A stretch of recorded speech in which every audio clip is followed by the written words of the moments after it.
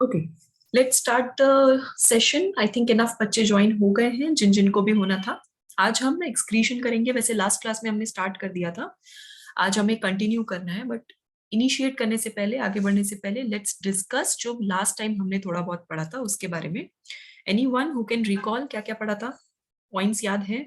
Basic पढ़ा था, introduction of excretion. Ma'am मैं बोलूं? Yes, you can start. Ma'am we have talked about the waste products that should be eliminated from our body. और फिर kidney के कुछ parts के बारे में पढ़ा था। तो देयर एक्सक्रीटरी सिस्टम के पार्ट्स के बारे में पढ़ा था। There is one pair of kidneys and pair of ureters, then urinary bladder and urethra. और किडनी जो है वो सिलोमिक कैविटी के बाहर होती है, जिसके कारण उसको यस, रेट्रो पेरिटोनियल, रेट्रो पेरिटोरियम कहते हैं। और क्या और बाकी कौन कौन से ऑर्गेनिजम्स में एनिमल किंगडम के अंदर उनके में कौन कौन से एक्सक्रीटरी सिस्टम्स होते हैं वो भी देखा था। Okay, very good very good. So और मैम एक बेसिकली, और चीज देखी थी, yes, ammonotelic, ureotelic and uricotelic के बारे राइट, में। Based on the waste product, किस टाइप का वेस्ट प्रोडक्ट वो सिक्रीट करते हैं उसके बेसिस पे उनकी कैटेगरीज। ओके, सो रैप करें अगर कि लास्ट टाइम क्या क्या पढ़ा था। If we have to recall, we discussed about basic की एक्सक्रीटरी सिस्टम क्या है। It's a waste removal mechanism via metabolic activities जो कि हमारी बॉडी से एक्सक्रीट आउट किए जाते हैं। दैट इज एक्चुअली एक्सक्रीटरी या एक्सक्रीशन मैकेनिज्म्स जो हमारी बॉडी में होते हैं, या एक्सक्रीटरी सिस्टम का बेसिक फंक्शन। देन जो वेस्ट प्रोडक्ट्स हैं, it varies from animal to animal based on their habitat, based on their nature. So waste product के हिसाब से हमने तीन कैटेगरीज देखे थे जो ऑलरेडी सबने देखे हुए हैं in animal kingdom. That is ammonotelic, इनका प्रोडक्ट क्या होगा? Ammonia. Then next is ureotelic, जिसका प्रोडक्ट है urea. And then last is uricotelic, जिसका प्रोडक्ट है यूरिक एसिड। और ये तीनों डिफरेंट डिफरेंट एनिमल्स, उनके बेसिक हैबिटेट और उनके नेचर के हिसाब से उनका डिफरेंशिएशन हुआ है। ओके, एमोनोटोलिक, फटाफट बताओ ये टॉक्सिक है या नहीं? Ma'am most toxic. Highly toxic. कभी ये कहाँ पे होता है? वाटर में रिलीज किया जाता है। और कौन एनिमल्स करेंगे? एक्वाटिक करेंगे। एक्वेटिक। ये चीज हमने देखी थी। देन यूरियोटेलिक क्या है? मीडियम टॉक्सिक है। सो मोस्टली मैमल्स इसको सिक्रीट करते हैं। Less amount of, comparatively less amount of water की रिक्वायरमेंट है। यूरिकोटेलिक को लीस्ट अमाउंट ऑफ वाटर की रिक्वायरमेंट है। सो बर्ड्स एंड रेप्टाइल्स और those organisms who live on very dry area जहाँ पे वाटर वैसे भी उसकी स्कार्सिटी है, तो उन्हीं ऑर्गेनिजम्स में यूरिक एसिड जो है वो सिक्रीट किया जाता है। Then based on other organisms development, उनका फाइलम एंड उनका ऑर्डर, उसके हिसाब से कौन कौन से important other type of excretory system और ऑर्गन्स हैं। So different kind of excretory systems के बारे में पढ़ा था, और एक्सक्रीटरी सिस्टम से जुड़ने वाले वेरियस ऑर्गन्स जैसे nephridia, protonephridia, green glands, Malpighian tubules और organ of Bojanus. Okay, anyone can remember organ of Bojanus कौन से फाइलम से जुड़ा हुआ है, किस फाइलम में प्रेजेंट है? मोलस्का। वेरी गुड, मॉलस्का है। राइट, सो ये सारी चीजें देखी। Then we discussed little bit about kidneys feature. हमने वैसे तो देखा कौन कौन से system, excretory system, specially human excretory system में एग्जैक्टली क्या क्या प्रेजेंट है, वो सारी चीजें देखी। कौन कौन से ऑर्गन्स एंड उनके पार्ट्स। अलॉन्ग विद दैट हमने किडनी के बेसिक फीचर्स देखे थे। Okay students, just give me 2 minutes, I will come back, I am getting one important call.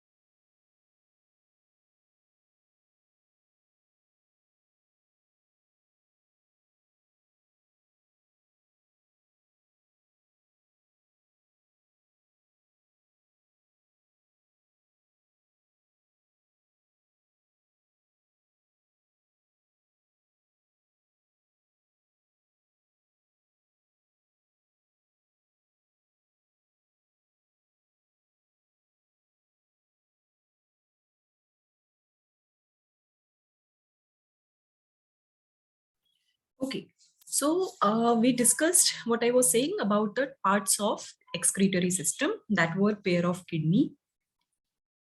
Then next is about ureter, pair of ureter, then urinary bladder, और उसके बाद last में था urethra, the opening via विच जो भी urine है या waste product है वो एलिमिनेट होता है फ्रॉम द बॉडी, जिसमें हमने बेसिक किडनी के फीचर समझने की कोशिश की, लाइक देयर डायमेंशन और कह लो उनका साइज, उनका वेट, उनका पोजीशन, देन उनका शेप, कलर और कह लो अपीयरेंस। ये सारी चीजें हमने एग्जैक्टली देखी कि लेफ्ट और राइट किडनी में डिफरेंस क्या है, सिमेट्रिकल है कि नहीं, देन एग्जैक्टली कौन से लोकेशन पे उनका पोजीशन क्या है, ये सारे बेसिक कॉन्सेप्ट्स हमने समझने की कोशिश किए। आज हम डिस्कस करेंगे लिटिल बिट डीपर। एक चीज मैं बता दूं सबको, एक्सक्रीटरी सिस्टम का एनाटॉमी, एनाटॉमी मीन्स आपका ये पूरा इंटरनल पार्ट्स जो है सिस्टम और ऑर्गन से रिलेटेड जो आप पढ़ोगे, ये सबसे इजीएस्ट है आपके पूरे ह्यूमन फिजियोलॉजी में, सबसे इजीएस्ट जो है it is actually excretory system. But the problem is, अब प्रॉब्लम यहाँ पे क्या आ जाता है, as I said, I always say to all the students, thing is you are studying biology, biology में हम क्या एक्सपेक्ट करते हैं, सिर्फ बायो के ही फंडे होने चाहिए और कुछ भी नहीं होना चाहिए, मीन्स उसके अलावा कुछ एक्स्ट्रा सब्जेक्ट या कोई इन्फॉर्मेशन आ गई, उसमें मैथ्स का एक नंबर भी दिख गया, एक इक्वेशन दिख गया तो गुस्सा आ जाता है, बिकॉज आपको इसमें इलेक्ट्रोलाइट्स, वाटर, सर्टेन आयंस और एनी अदर एलिमेंट्स की एब्जॉर्प्शन, रीएब्जॉर्प्शन, उनका मेटाबॉलिज्म, उससे रिलेटेड कुछ पढ़ना पड़ता है। दैट्स वाई आपको ये अपीयर होता है कि ये डिफिकल्ट है, बट अगर आप पूरा चैप्टर ध्यान से देखोगे and after studying everything, this 2 classes लगेंगे इस पूरे चैप्टर को खत्म करने में, तो देन यू विल रियलाइज कि इसमें एनाटॉमिकली कुछ भी नहीं, एनाटॉमिकली बहुत ही सिंपल है, सबसे सिंपल जो है वो kidney, even simpler than lungs, means I think lung is also one of the easiest anatomical parts, जिसको समझना बहुत आसान होता है, जिसकी हिस्टोलॉजी या फिर एनाटॉमिकल एस्पेक्ट्स या फिर जर्म लेयर्स, कौन से लेयर से बना है, ये सारे कॉन्सेप्ट जो होते हैं दे आर कंपेरेटिवली इजी, जो कि उससे भी ज्यादा इजी एक्सक्रीटरी प्रोडक्ट है, क्योंकि इसमें सिर्फ किस पे फोकस करना है, मैं अभी बता रही हूँ किडनी, बाकी सारी चीजें सिर्फ आपको पढ़नी है कि उनका अटैचमेंट कैसा है, उनकी हिस्टोलॉजी या सेलुलर लेवल पे उनको नहीं स्टडी करना, ओनली किडनी, उसके इंटरनल पार्ट्स क्या क्या प्रेजेंट हैं, किडनी के रीजन्स एग्जैक्टली क्या क्या रीजन्स होते हैं, ये सारी चीजें बस आपको एक ही ऑर्गन की देखनी है, that is only and only kidney. So that's why this chapter is going to be very easy for you. बस एक ही जगह फोकस करना, जब मैं एब्जॉर्प्शन या फिल्टरेशन प्रोसेस के बारे में आपको बताऊंगी तो वो चीज के टाइम पे आपको थोड़ा सा फोकस करना है। वो चीज हम आज ही देख लेंगे बेसिकली कि फिल्ट्रेशन के टाइम पे एग्जैक्टली क्या हो रहा है, और उसके अलावा बाकी सारी चीजें आपकी इजी है। ओके, चलो let's move ahead with kidneys other features, जो हमने लास्ट टाइम नहीं किया था, हमने सिर्फ बेसिक उनके इनिशियल फीचर्स के बारे में पढ़ा। Now I am going to give you information about the internal features. सबसे पहले अगर मैं रीजन वाइज बोलूं तो किडनी जो है वो 2 रीजन्स में डिवाइडेड है, one is the external region और आप कह सकते हो outer region, and another is the internal और इनर रीजन। ये 2 टाइप के रीजन्स हैं जिसमें ये पूरी किडनी डिवाइडेड होती है। जो आउटर रीजन है उसको हम कॉर्टेक्स भी बोलते हैं। कैन एनीवन रिकॉल कॉर्टेक्स और कहाँ पे पढ़ा है हमने, किस चैप्टर में, किस पोर्शन में पढ़ा है हमने? Anatomy, plants. Very good, very good. Plant anatomy के फीचर में हमने कॉर्टेक्स पढ़ा था, और उनके भी आउटर लेयर को हमने कॉर्टिकल रीजन ही कहा था ना, कॉर्टेक्स उनका आउटर मोस्ट लेयर होता है, मींस एपिथेलियम या एपिडर्मल के नीचे प्रेजेंट होता है।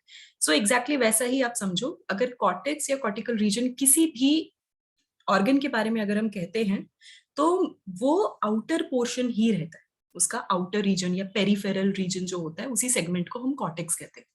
इनर रीजन, किडनी के इनर रीजन को बोलते हैं मेड्यूला। डू यू नो हमारी बॉडी के और कौन से पार्ट में एक और मेड्यूला प्रेजेंट है? ब्रेन। राइट, हमारे हाइंड ब्रेन में। ओके, सो दैट्स व्हाई, क्योंकि वो हाइंड ब्रेन है और यहाँ पे भी इनर किडनी है, so you can make a connection, आप उस तरीके से लिंक बना सकते हो। So this medullary region 2 type के यहाँ भी प्रेजेंट है, मेड्यूला ऑब्लोंगेटा आपके ब्रेन सेगमेंट में प्रेजेंट है।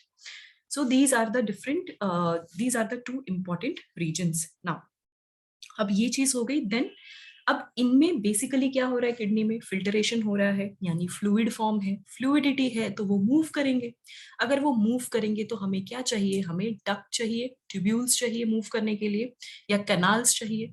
तो वही कैनाल्स का नाम है इस केस में, स्पेशली मेड्यूलरी रीजन में होता है, that is known as columns of Bertini. कुछ नाम आपको पढ़ने पड़ेंगे, वो मैं आपको अभी से ही स्टार मार्क कर देती हूँ कि कौन से नाम ज्यादा इंपॉर्टेंट है. कॉलम्स ऑफ बर्टनी एक्चुअली क्या है, ये वो रीजन है जिसकी शुरुआत तो कॉर्टेक्स से होती है और एंड होता है मेड्यूला पे. क्योंकि आउटर और इनर जो पोर्शन है ये हम हमेशा कनेक्ट करेंगे. They are interconnected because they are at the end situated in one single organ.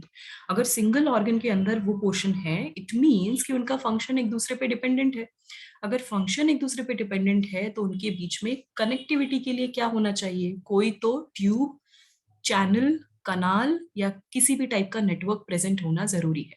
That column, that network is known as column of Bertini. यानी अगर आउटर एक्शन कुछ हो रहा है, और हमेशा शुरुआत कहाँ से होगी एक्शंस की, बाहर से अंदर की तरफ जाएगा. ओके क्योंकि जब अभी मैं आपको थोड़ी देर में पिक्चर वाइज भी दिखाऊंगी, मोस्टली आपने किडनी का क्या देखा है, इस तरीके से आपने उनका प्रॉपर अरेंजमेंट देखा है ना. This is your kidney, this is the ureter, at the end they get connected with the urinary bladder and then the urethra. So this is the outer portion, this portion is outer, जो मैंने cortex बोला. This portion जो मैं shade कर रही हूं, that is going to be the inner portion. तो हमेशा फंक्शन किस डायरेक्शन में होगा, फंक्शन हमेशा आउटर टू इनर साइड होगा. तो यहां से यहां तक कनेक्शन के लिए क्या चाहिए, column, that thing is known as column of Bertini. ये हो गया आपका बेसिक किडनी के दो इंपॉर्टेंट रीजन. नाउ किडनी का एक और इंपॉर्टेंट रीजन है, means that is the sub region. Medulla का ही एक सब रीजन पार्ट होता है जिसको बोलते हैं मेड्यूलरी पेल्विस, या फिर रीनल पेल्विस आप बोल सकते हो, क्योंकि रीनल वर्ड जो है इट इज ये रेफरेंस है टू द किडनी. किडनी का वन ऑफ द फॉर्म और one of the name is renal also. तो रीनल पेल्विस आप बोल सकते हो. ये एरिया होता है दिस पोर्शन, जहां मैं येलो हाईलाइट कर रही हूँ, this portion is the pelvis region. तो एक और इनके पास चीज प्रेजेंट होती है मेड्यूला के अंदर, देयर इज वन स्ट्रक्चर, उसको, उस रीजन को हम बोलते हैं पिरामिड. तो मेड्यूला के अंदर पिरामिड रीजन प्रेजेंट होते हैं, एंड वो पिरामिड रीजन जो है वो एक्सटेंड करते हैं, means they move, they start from this part and will end towards this part. तो इस डायरेक्शन में पिरामिड स्ट्रक्चर प्रेजेंट होंगे. So they are going to extend to pelvis. इसके बाद ये एक्सप्लेन करने के बाद मैं आपको इमीडिएटली डायग्राम दिखाऊंगी. So be little patient, just imagine मैं क्या क्या कह रही हूँ, एंड देन मैं आपको पूरा का पूरा डायग्राम दिखाने वाली हूँ. अब ये जो सारी चीजें, ये तो मैंने रीजन वाइज और उनके कनाल और कम्युनिकेशन को मैंने बता दिया. What exactly is present in those cortex and medulla? ये important question है कि cortex बोल तो दिया, but actually cortex के अंदर present क्या है? So cortex के अंदर एक बहुत ही important चीज present है, the main functional unit of kidney. So that functional unit is known as nephron. The smallest unit of kidney जो basic function perform करते हैं of filtration, जिनका main काम filtration है, that is known as nephron. सो बहुत सारे न्यूफ्रॉन्स मिलकर क्या बनाते हैं, ओवरऑल एक किडनी का स्ट्रक्चर बनाते हैं. So that is the unit. It means ये पूरा किडनी, इसके दो रीजन्स, और इन रीजन्स में क्या प्रेजेंट है, बहुत सारे इंटरकनेक्टेड न्यूफ्रॉन्स. अब आपको देखना है इस न्यूफ्रॉन के अंदर का स्ट्रक्चर है, इसका अब इंटरनल स्ट्रक्चर के बारे में देखना है. सो जो न्यूफ्रॉन है मोस्टली वो ट्यूब बेस्ड स्ट्रक्चर है. ये मैं आपको अभी बता रही हूँ, आपको कंफ्यूज नहीं होना कि एग्जैक्टली अब न्यूफ्रॉन उसके अंदर है क्या. Nephron is a tube based structure जो कि अपने ट्यूब्स प्लस फिल्टरेशन के लिए एक फिल्टरिंग मेम्ब्रेन प्रेजेंट होता है. तो एक कैप्सूल और एक ट्यूब, इनको कंबाइन करके क्या बनाते हैं, ये ओवरऑल न्यूफ्रॉन. मैं आपको रेफरेंस दूं, लाइव एग्जांपल. सबके घर में वाटर प्योरीफायर है, एवरीवन्स हाउस, यस मैम, है ना. तो Yes. कुछ ना कुछ, कोई ना कोई आरओ प्योरीफायर होगा, कैंट होगा, प्योरिट होगा. आज क्या करो, ये सेशन होने के बाद अगर किचन में ही बैठ के क्लास ले रहे हो तो तुरंत देख सकते हो, नहीं ले रहे तो आपको क्या करना है, उसको ऑब्जर्व करना है. वो प्योरीफायर को देखो आपके पास क्या प्रेजेंट है. देखना आज इस टाइप का कुछ सिलेंड्रिकल फिल्टर प्रेजेंट होगा, 2 या 3 लगे होंगे. एम आई राइट, अगर कभी नोटिस किया है तो? यस मैम, ट्रांसपेरेंट ग्लास के पीछे लगे। Right right. और इनके बीच में ट्यूब्स होते हैं जो एक दूसरे से कनेक्टेड हैं, और वो इस तरीके से आते हैं बाहर, और नीचे एक बॉक्स होता है जो कि ट्रांसपेरेंट नहीं होता, और इसके अंदर वाटर स्टोर होता है, एंड वही वाटर आप लेते हो। तो ये एग्जैक्टली क्या कर रहे हैं, ये पूरी की पूरी जो इनके पास एक सप्लाई होती है, इनलेट जो होता है, वो कहाँ पे लगता है, वो एक्चुअली आपके घर की जो पानी की टंकी है ना, वो वहां से सप्लाई आ रहा है, राइट? वो उसका सप्लाई है और वहां से वो यहाँ कनेक्टेड है। इमेजिन दिस टंकी as your body, rest of the body, arteries या फिर टिश्यूज हैं, वो रेस्ट ऑफ द बॉडी से जो ब्लड है, यानी आर्टीरियोल, आर्टरीज का smaller segment, that is arteriole, तो वो लेकर आता है किडनी के पास। अब ये दोनों क्या है, दे आर द किडनीज। अब इसके अंदर क्या प्रेजेंट है आपके आरओ में, तो यहाँ पे मल्टीपल लेयर फिल्टर्स प्रेजेंट है। और फिल्टर्स क्यों है, ताकि वो फिल्टर, जो भी फिल्टरेट है उसमें अनवांटेड पार्टिकल्स और जर्म्स और जो भी मिलावटें हैं वो सारी सेपरेट हो जाए और आपका पानी आ जाए। और साथ में बहुत सारे ट्यूब्स हैं, बहुत सारी पाइपलाइंस देखोगे आप।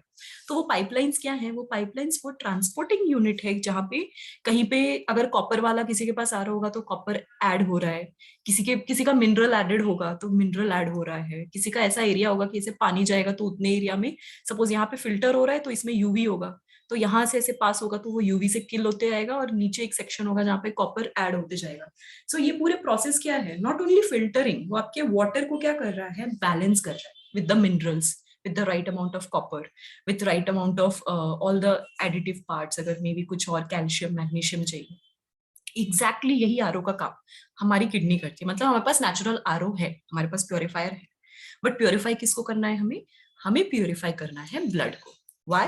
क्योंकि ब्लड में बहुत सारे metabolic waste, unwanted particles which is not required for your body right now. ऐसा नहीं कि जरूरी नहीं कि वही चीजें फिल्टर होंगी जो बिल्कुल भी इंपॉर्टेंट नहीं है, कभी कभी excess amount of important part भी फिल्टर हो जाता है। जैसे ग्लूकोज, बहुत ज्यादा ब्लड स्ट्रीम में ग्लूकोज है तो किडनी अपने ऊपर रिस्पॉन्सिबिलिटी ले लेता है कि ओके चलो भैया इसको हम फिल्टर कर देते हैं।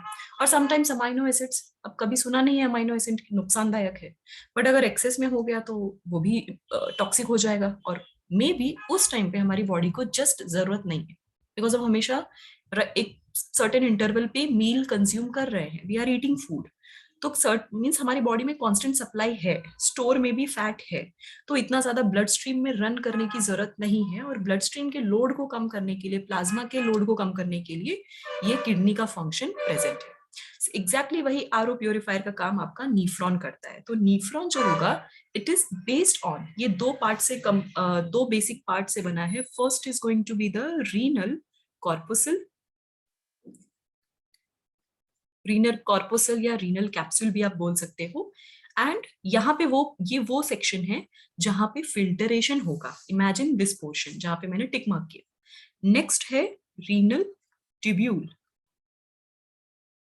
रीनल ट्यूब्यूल यानी ट्यूब्स के जितने भी टाइप्स होंगे, उनके लूप होंगे, एक पाथवे क्रिएट होगा जहां से ऐड होना है, कुछ सब्ट्रैक्ट होना है, जर्नी जो मेंटेन करनी है उस फिल्टरेट को, यानी किडनी का जो फिल्टरेट होगा उसको।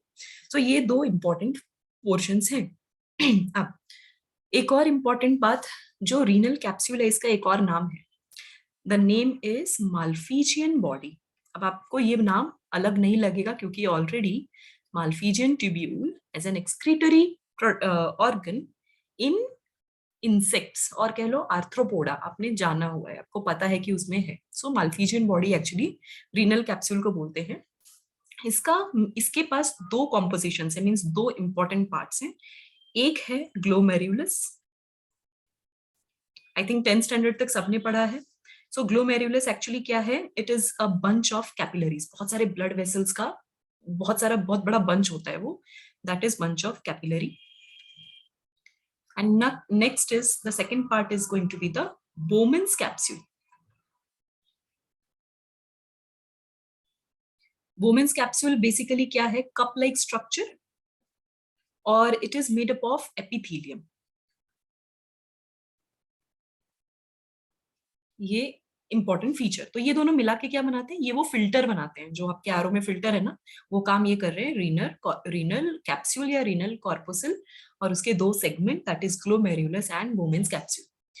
सिमिलरली रीनल ट्यूब्यूल, अब ट्यूब्यूल है तो यानी जो भी बातें होंगी वो ट्यूब से रिलेटेड ही होंगी।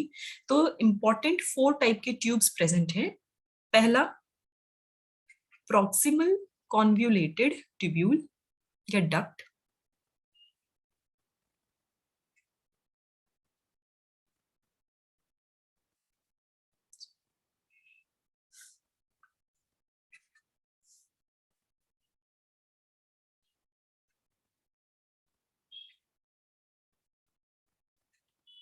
then second is loop of Henle. Henle was the scientist जिसने इन loops के बारे में explain किया था। Third is distal convoluted tubule and last is इन सबका एक कॉमन पॉइंट जो एंड में सब कुछ कलेक्ट करेगा जिसको बोलते हैं कलेक्टिंग डक्ट और कलेक्टिंग ट्यूब।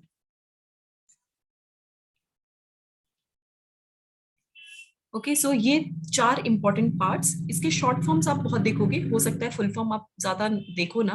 पीसीटी बोलते हैं इसको, बोलते हैं LOH and this is DCT. So PCT and DCT बहुत ही इंपॉर्टेंट है, इनका काइंड ऑफ सेम फंक्शन है। नाम क्यों अलग है? अभी प्रॉक्सिमल का मीनिंग पता है क्या है? जो चीज नजदीक है।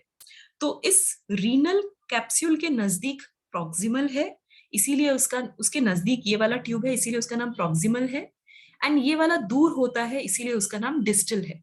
बट इनका मेन फंक्शन कॉन्वोल्यूटेड ट्यूब्यूल, यानी इनका एट द एंड काम जो है वो रीएब्जॉर्प्शन एंड पासिंग फर्दर, ये उनका मेन फंक्शन है। दैट्स वाई उनका बेसिक नेम सेम है, पोजीशन के हिसाब से उनके अलग अलग नाम है। एंड कलेक्टिंग डक्ट क्या है? ये फाइनल डक्ट जो आफ्टर फिल्टरेशन सब कुछ हो गया, बैलेंस हो गया, आयरन, इलेक्ट्रोलाइट और प्रोटीन्स, हर चीज बैलेंस हो गया, फिल्टर हो गया वेस्ट, तो एंड में अपने पास सब कुछ कलेक्ट करता है। कलेक्ट करने के टाइम पे अब इमेजिन करो, ये एक न्यूफ्रॉन का मैंने बताया, एंड ऐसे बहुत सारे न्यूफ्रॉन्स यहाँ पे प्रेजेंट है। उतने न्यूफ्रॉन्स प्रेजेंट होने के बाद वो जो कलेक्टिंग डक्ट है उसने सब सारे कलेक्टिंग डक्ट्स जो है वो एंड में, जो पेल्विस रीजन मैंने बताया, रीनल पेल्विक, ये वाला रीजन जो है यहाँ पे सब कलेक्ट हो जाते हैं, सब एक साथ मर्ज हो जाते हैं। एंड मर्ज होने के बाद वो कॉमन डक्ट बनाते हैं, that is your ureter. So इस तरीके से इनकी पूरी पोजिशनिंग होती है and then it pass on to urinary bladder. So this is the whole pathway जो कि आपके न्यूफ्रॉन में प्रेजेंट है। इतना सबको समझ में आया? एनी डाउट्स किसी भी पोजीशन में?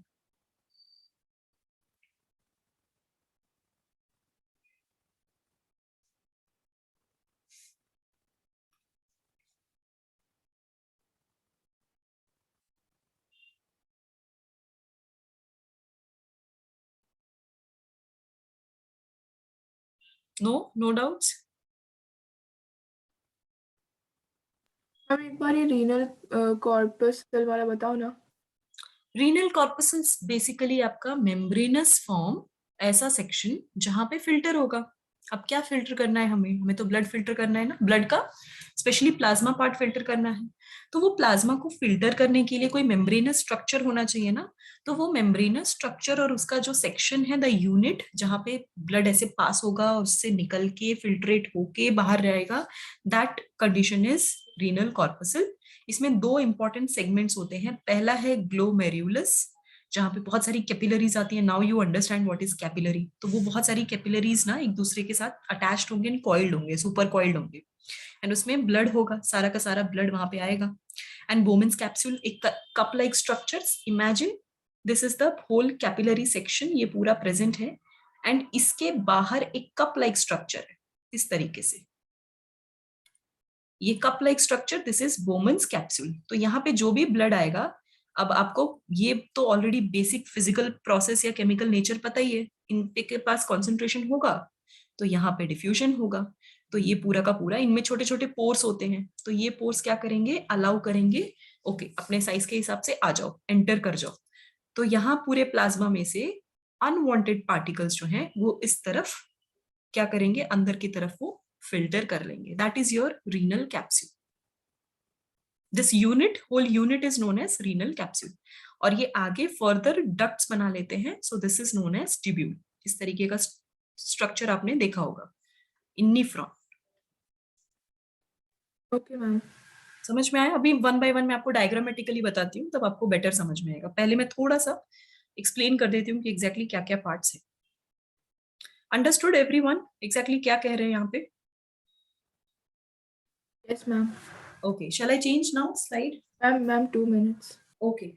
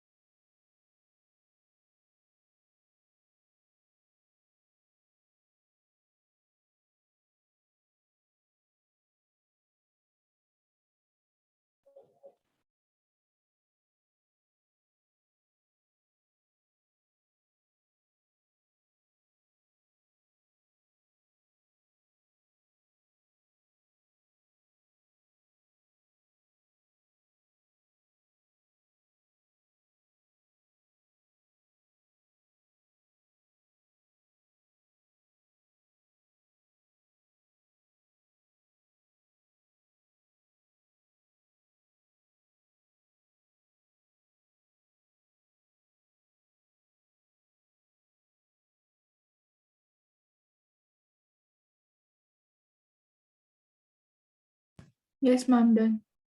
Okay. Now, अब एक चीज जो मैंने नहीं बताई वो मैं आपको बता देती हूँ. ओके, आई यूज अनदर स्लाइड. दो चीज होती है कि पहले ब्लड एंटर होना एंड ब्लड का एग्जिट होना. ये तो मैंने बता दिया कि नीफ्रॉन क्या है, उसमें क्या क्या पोर्शंस प्रेजेंट है. बट उसके अलावा एक चीज है जो ग्लोमेरुलस है, जहाँ पे ब्लड कैपिलरीज प्रेजेंट हैं बहुत सारे. तो एग्जैक्टली वो कौन से ब्लड वेसल्स की कैपिलरीज हैं? So this is actually arterioles. तो जो एंटर होती है नीफ्रॉन्स के अंदर, एंटर होते हैं blood, so that is actually afferent arterial. Afferent arterial बोलते हैं उसको. अब आर्टीरियल का मीनिंग सबको समझ में आया है. Last time I think venules and arterioles हमने समझे थे, जो कि सर्कुलेशन में था. जो फाइन सेगमेंट्स में, जैसे आर्टरीज फाइन सेगमेंट्स में डिवाइड होते जाती है, दैट इज आर्टीरियल. सो ये हो गया अफेरेंट, जो लेकर आया कहाँ पे? नीफ्रॉन तक. और वो फिल्टर होकर जो लेकर गया, मीन्स जो एग्जिट करवा रहे हैं. जितना फिल्टर होना था हुआ, वो ब्लड प्लाज्मा को वापस से अपने काम में लग जाना होगा, आगे सर्कुलेशन में मूव ऑन करना होगा, उसको बोलते हैं इफरेंट. सो ये नाम आप थोड़ा सा ध्यान रखना. Why I am saying afferent और इफरेंट में हमेशा कंफ्यूजन हो जाता है कि लेकर कौन आता है और लेकर जाता कौन है. तो आपको कैसे ध्यान रखना है? ई से एग्जिट बस ध्यान रखो. ई से एग्जिट, नॉट ई से एंटर. ई से एग्जिट आप ध्यान रखो और एंटर एंड एग्जिट भूल जाओ. इसकी जगह पे आप हिंदी या मराठी में याद रखो कि जो लेकर आया और जो लेकर गया, बस इतना ही आपको ध्यान रखना है. तो लेकर गया is exit, so efferent arterial is for exit. आपको ऐसे थोड़ा सा यही लिंक लगा के रखो, एनी वन पार्ट, बस एक ही याद रखना. दूसरा अपने आप आपको समझ में आएगा, बिकॉज दूसरा उसका कंप्लीटली ऑपोजिट है. ये तो हो गया ये सारी चीजें. थोड़ा सा हिस्टोलॉजी समझ लेते हैं अबाउट नीफ्रॉन. हिस्टोलॉजी का मीनिंग एनीवन नोज? हिस्टोलॉजी किसको बोलते हैं?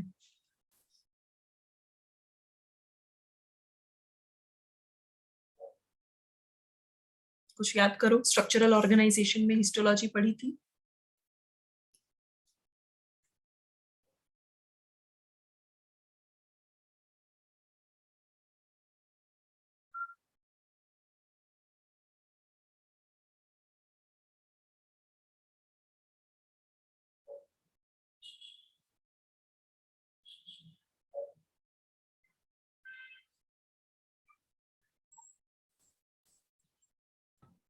मैम नेफ्रॉन के बारे में ही पढ़ना होएगा अंदर ओके, से। यस, नीफ्रॉन के बारे में study, that is histology.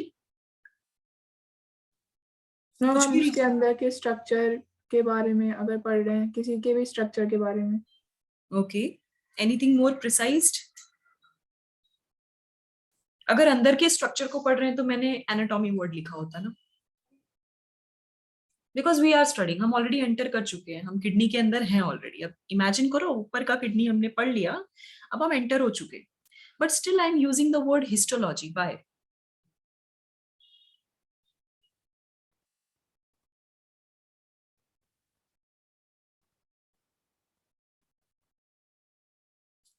Anyone else? बाकी बच्चे, रिवीजन नहीं चल रहा लगता है किसी का भी। हिस्टोलॉजी इज ओके, किसी ने तो चैट में भेजा स्टडी ऑफ टिश्यू। ओके समीक्षा, आपको याद आया या गूगल किया? आई डाउट, ऑनलाइन में तो मेरे को बिल्कुल ट्रस्ट नहीं होता बच्चों पे। So histology correct, Samiksha you are absolutely correct, study of tissues. इसीलिए स्ट्रक्चरल ऑर्गेनाइजेशन में मैंने स्टार्टिंग में ही ये वर्ड आपको बता दिया था इंट्रोडक्शन सेशन में, that is study of tissue is known as histology, क्योंकि मैं अब आपको टाइप्स ऑफ टिश्यू से बताऊंगी। Okay, thank you Samiksha for your honest answer. She said मैंने नोट से देखा। Okay that's good, then I accept it. So basically क्या है, अब मैं आपको हिस्टोलॉजी क्यों बता रही हूँ, रीजन इज आपको टाइप्स ऑफ टिश्यू की एग्जैक्टली एक कैप्सूल है ना, एट द एंड जो भी रीनल कैप्सूल या फिर ट्यूब्यूल्स जो है, उनमें किस टाइप के टिश्यूज हैं वो समझना आपको जरूरी है, तभी आप फंक्शन इमेजिन कर पाओगे। इसीलिए स्ट्रक्चरल ऑर्गेनाइजेशन आपको पहले पढ़ाया गया, वो इसलिए पहले पढ़ाया गया ताकि आपको टिश्यू बेस्ड क्या फंक्शन होते हैं वो पहले ही समझ में आ जाए, ताकि फिजियोलॉजी में अगर वो टिश्यू का नाम ले तो आपको सोचना नहीं पड़े कि वो कर क्या रहा है वहां पे, आपको तुरंत समझ में आ जाए कि उसका बेसिक फंक्शन वो है एंड वो राइटली वहां पे प्रेजेंट है। एंड वाइस वर्सा ऑल्सो, कभी उस चैप्टर के क्वेश्चन आ गए टिश्यू बेस्ड, क्योंकि आपने फिजियोलॉजी में भी ध्यान दिया है, तो आपको हमेशा एग्जाम्पल्स याद रहेंगे कि किसका लोकेशन कहाँ है और एग्जाम्पल क्या है। सो दैट्स वाई मुझे आपको हिस्टोलॉजी के बारे में थोड़ा बताना है। सबसे पहला ले लो रीनल कैप्सूल, यानी जो मेन हमारा मेम्ब्रेन है जो फिल्टर करेगा, उसको हम क्या बोलते हैं? So basically they are made up of epithelial cells. जो एपिथेलियल सेल्स होते हैं वही क्या करेंगे, बेसिक फिल्टरेशन करेंगे। अब एपिथेलियल है तो सिंपल एपिथेलियम, सिंपल एपिथेलियम होने की वजह से वो सिंगल लेयर होंगे, तो पास होना इजी होगा विथ सम पोर्स। पोर्स होना जरूरी है, तभी जो उसमें का मॉलिक्यूल है जिसको फिल्टर करना है या जो एक्सेस में प्रेजेंट है वो पास ऑन होगा और फिल्टर के दूसरी तरफ, मेम्ब्रेन के दूसरी तरफ जाएगा। मींस पोर्स कह लो, और कह लो they are going to be highly modified for filtration, that is one thing. And इसी को क्या बोलते हैं, जो इनके मॉडिफाइड सेल्स होते हैं ना, ये जो सिंपल एपिथेलियम मॉडिफाइड है विथ पोर्स, इसीलिए इसको बोलते हैं पोडोसाइट्स। तो जो रीनल कैप्सूल में सेल्स प्रेजेंट हैं उनका नाम है podocytes. This word is important, ये आपको ध्यान में रखना पड़ेगा। ये तो हो गया कैप्सूल, अब ये खत्म, इसका कोई टेंशन नहीं।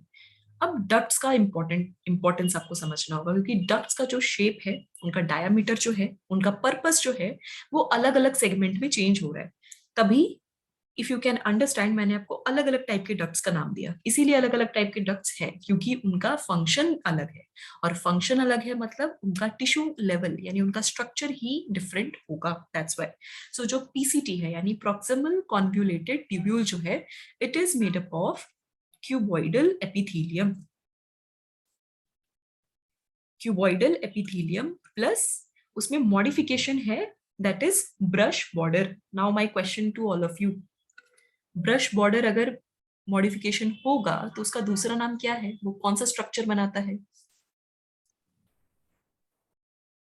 Ciliated. Okay, ciliated. Anyone else? समीक्षा इज सेइंग विलाय। गुड बच्चे, ब्रश बॉर्डर हमने पता है कहाँ पढ़ा था, स्मॉल इंटेस्टाइन में, और इंटेस्टाइन में, यस मैम। राइट। सो वो जो ब्रश बॉर्डर मॉडिफिकेशन है या ब्रश बॉर्डर एपिथेलियम हम डायरेक्टली बोलते हैं, they are modification in cuboidal epithelium, और वो बनाते हैं विलाय। तो यहाँ पे मैं माइक्रोविलाय लिख रही हूँ, दैट इज देयर मॉडिफिकेशन। ये हो गया एक चीज। देन दूसरा लूप ऑफ हेनले। अब देखो वर्ड जो है ना लूप ऑफ हेनले, वो क्यों है, क्योंकि ना पेपर क्लिप्स आपने देखा है वो इस तरीके से दिखता है, और आप उसमें पेपर्स अटैच करते हो, समथिंग लाइक दिस। तो एग्जैक्टली ऐसा ही स्ट्रक्चर, मींस इस तरीके से जो लूप है वो पेपर पिन की तरह स्ट्रक्चर जो है वो इस डक्ट का होता है, दैट्स व्हाई उसको लूप ऑफ हेनले बोला जाता है। ओके, इसके दो पार्ट्स होते हैं। लूप ऑफ हेनले इतना आसान नहीं है, इसमें दो सेक्शंस होते हैं। एक होता है इसका थिन पार्ट, एक थिन रीजन है और एक थिक रीजन है। तो जो थिन रीजन है उसका क्या काम है? थिन रीजन का काम है means they are made up of simple squamous, simple squamous epithelium. Thick part जो है वो बना है क्यूबॉइडल एपिथेलियम। तभी आप समझ गए कि वो थिन और थिक क्यों है, क्योंकि बाय डिफॉल्ट उसके पास सिंपल स्क्वैमस एपिथेलियल है, तो उसका ओवरऑल डायमीटर या विड्थ कह लो वो इतना ज्यादा हुआ ही नहीं। और जो थिकर पार्ट है उसका क्यूबॉइडल एपिथेलियम होने की वजह से उसका डायमीटर जो है वो थिकर है, इसीलिए वो ट्यूब का ओवरऑल साइज भी थिक है। देन लास्ट आपके पास एक बचता है DCT. These are the important part, यही मेन फिल्टरेशन के लिए इंपॉर्टेंट है, दैट्स व्हाई इन्हीं की हिस्टोलॉजी आपको पढ़नी है। सो इनके पास भी है ब्रश बॉर्डर क्यूबॉइडल एपिथेलियम, यानी माइक्रोविलाय प्रेजेंट है। सो जहां भी विलाय आ जाए या ब्रश बॉर्डर वर्ड सुनाई दे आपको, इट मीन्स वो रिजेंबल क्या कर रहे हैं? Absorption. That is one means important point जिसको आपको हमेशा के लिए याद रखना है। It's not only for small intestine, it's not only for one part.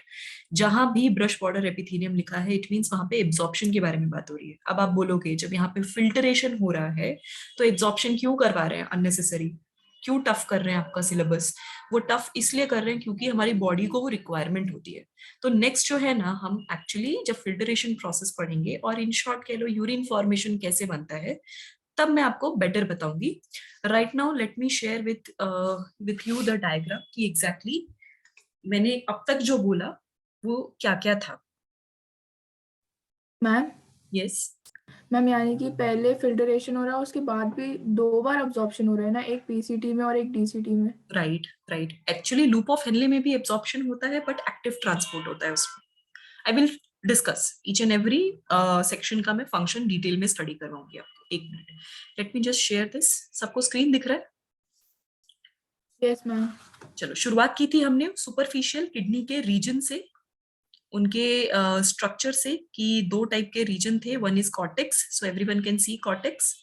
ये कॉर्टेक्स रीजन है जो आउटर पार्ट था। इनर पार्ट था मेड्यूलरी रीजन, ये देखो मेड्यूलरी, उसके अंदर पिरामिड्स थे मेड्यूला के अंदर। एंड उसके बाद एंड में रीनल पेल्विस, वो एंड में कॉन्सेंट्रेट हो जाते हैं सारे पिरामिड्स, एक तरफ कनेक्टेड हो जाते हैं, that is renal pelvis, you can see that. Okay, अब ये जो पूरा का पूरा पार्ट है और इसके बाहर क्या है, जो बाहर एग्जैक्टली उसके लेयर्स को कवर करके रखा है, यहाँ पे उन्होंने रीनल कैप्सूल उसको कहा है। ओके, एंड इनके बीच में क्या प्रेजेंट है? हर पिरामिड के बीच में पाथवे प्रेजेंट है जिसको बोल रहे हैं रीनल कॉलम।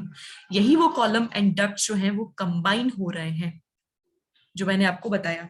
ये जो पूरे के पूरे डक्ट्स और ये कॉलम्स जब कंबाइन होंगे, so what they are going to form, that is column of Bertini, जो मैंने आपको लिखा, जो मेड्यूलरी रीजन से स्टार्ट होते हैं एंड पेल्विस रीजन की तरफ कॉन्सेंट्रेट होते हैं। तो ये बेसिक जो हमने एनाटॉमिकल स्ट्रक्चर देखा। अब उसके और डिटेल्स, उसके फंक्शनल यूनिट यानी नीफ्रॉन के स्ट्रक्चर के बारे में आपको ध्यान से देखना है। So this is your nephron basic structure. Left side diagram पे पहले फोकस कर लो कि क्या क्या है इसमें। इसमें क्या प्रेजेंट है? सबसे पहले अफेरेंट आर्टीरियोल सबको दिखा? Just look at the arrow, जहां पे एरो है अफेरेंट। अफेरेंट का मीनिंग क्या था? एंटर। एंटर जो करेगा दैट इज अफेरेंट। देन यहाँ पे फिल्टर करवा के जो भी प्लाज्मा बचा वो लेकर जा रहा है ना वापस जहां से आया था, सो दैट इज इफरेंट। एंड ये बहुत ही फाइन सेगमेंट्स होते हैं आर्टरीज के, इसीलिए आर्टीरियोल बोल रहे हैं, आर्टरी वर्ड यूज नहीं कर रहे। आर्टरी किसके लिए करेंगे? जो मेन ऑर्गन तक सप्लाई कर रहा है ना, that is artery. Let me show you this. यहाँ पे दिखा रीनल आर्टरी, रीनल वेन। तो ये क्या हो रहा है? होल किडनी का कनेक्शन है। अब ये इसके बाद बाइफर्केट हो जाएंगे, स्मॉल स्मॉल पार्ट्स में डिवाइड हो जाएंगे। They are not going to be artery anymore, they are going to be arteriole. उसके बाद ये जो पूरा बंच है, यहाँ पे कैपिलरीज का बंच दिख रहा है। ओवरऑल यहाँ पे बहुत ही फाइन बंचेस बन गए, दैट इज योर ग्लोमेरुलस। ये क्यों बंच बन गए? क्योंकि यहाँ पे अभी स्टैग्नेंट होना है, इसलिए ये इतने सारे लूप्स और बंच बन गए, क्योंकि ब्लड क्या है, कंप्लीटली पंप हो रहा है और फ्लो हो रहा है। अगर ब्लड फ्लो होगा, वो स्टैग्नेंट नहीं होगा, तो उसमें डिसॉल्व पार्टिकल्स का डिफ्यूजन नहीं हो पाएगा, उनको इंटरैक्शन करने को नहीं मिलेगा। It's the same thing. आप थोड़ा सा वाटर प्रूफ नहीं, परफोरेटेड कपड़ा ले लो, ठीक है, और उस कपड़े के ऊपर वाटर जो है उसको डालो और उस एक जगह से दूसरी जगह मूव करवाओ कंटिन्यूसली। देखना वो छन के जो वाटर है ना वो नीचे नहीं गिरेगा। बट वही कपड़े पे ऐसे ही वाटर रखा तो थोड़ी देर बाद वो फिल्टर होके नीचे गिरने लगेगा, उसके ड्रॉप्स गिरने लगेंगे और एक टाइम के बाद पूरा वाटर नीचे गिर जाएगा। इट मीन्स क्या हुआ, उसे स्टैग्नेंट आपने कर दिया तो वाटर कंप्लीटली उस कपड़े के दूसरे तरफ जाके चला गया, उसके पोर्स के थ्रू वो चला गया, मीन्स फिल्टर हो गया, डिफ्यूज आउट हो गया, जो भी है कह लो। जब वो कंप्लीटली आप मूव करवाओगे उस कपड़े के ऊपर वाटर को, एक जगह से दूसरी जगह मूव कर रहे हो, तो उनको चांस ही नहीं मिल रहा उन मॉलिक्यूल्स को दूसरे उस लेयर के साथ इंटरेक्ट करने के लिए। तो चांस नहीं मिलेगा तो वो कभी भी फिल्टर नहीं होंगे। दैट्स वाई ऐसा बंच कैपिलरीज का होता है, ताकि थोड़ी देर के लिए उनका फ्लो इतना मिनिमल हो जाए, इतना कम हो जाए कि उनका डिफ्यूजन, उसमें डिजोल्व जो मटेरियल है उसका डिफ्यूजन हो सके। और वो डिजोल्व क्या होते हैं, वो वेस्ट होते हैं, वो एक्सेस मटेरियल होते हैं जो हमारी बॉडी के लिए रिक्वायर्ड नहीं होता है उस मोमेंट के लिए। देन फिर वो पास ऑन हो जाता है फॉर फर्दर एक्टिविटीज। एंड उसके around cup like structure, that is बोमेंस capsule. तो बोमेंस कैप्सूल एक मेम्ब्रेन का काम करता है, उसमें पोर्स रहते हैं। तो ये जो यहाँ पे रुका, जो भी ब्लड आया, उसके प्लाज्मा का, आरबीसी नहीं, आरबीसी का यहाँ पे कोई रोल नहीं है, उसके प्लाज्मा से फिल्टर होना शुरू हुआ और जितने भी excess salt, electrolyte, water, some small proteins, large proteins कभी फिल्टर नहीं होते, very small proteins, carbonates, ammonia, ये सारी चीजें जो है वो यहाँ पे फिल्टर होनी शुरू हो गई। एंड उसके बाद इनका डिफरेंट, जो मैंने ट्यूब्यूलर पार्ट बोला था वो स्टार्ट हो गया। अब देखो वोमेन्स कैप्सूल के नजदीक कौन है, जो नजदीक है उसको क्या बोला, प्रॉक्सिमल। प्रॉक्सिमल। प्रॉक्सिमल एक इंग्लिश वर्ड है बच्चे, ये साइंटिफिक वर्ड नहीं है, इसका मीनिंग होता है नजदीक। डिस्टल एक इंग्लिश वर्ड है जिसका मीनिंग होता है दूर, डिस्टेंस, इसलिए हम वर्ड यूज करते हैं, डिस्टल से ही डिस्टेंस वर्ड आया है। तो ये हो गया प्रॉक्सिमल।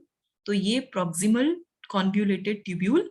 देन मैंने बोला था हेयर पिन की तरह, sorry not here pin, paper pin की तरह जो लूप लाइक स्ट्रक्चर होता है, that is what, Henle's loop.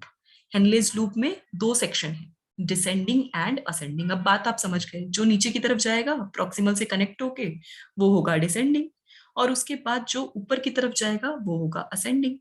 And loop of Henle के बाद डिस्टल कॉन्व्यूलेटेड ट्यूब्यूल यानी डीसीटी। एंड देन इनका सब कुछ फाइनल कलेक्शन जिसमें हो रहा है, that is known as collecting duct.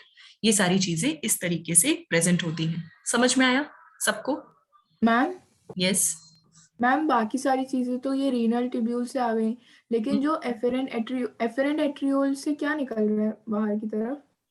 Efferent आर्टरियोल से जो भी प्लाज्मा के अंदर एक्सेस कंटेंट था वो जाके वापस से प्लाज्मा एंड आरबीसीज आगे कंटिन्यू कर देते हैं अपना फ्लो, क्योंकि एट द एंड ये नॉर्मल हमारी आर्टरीज हैं।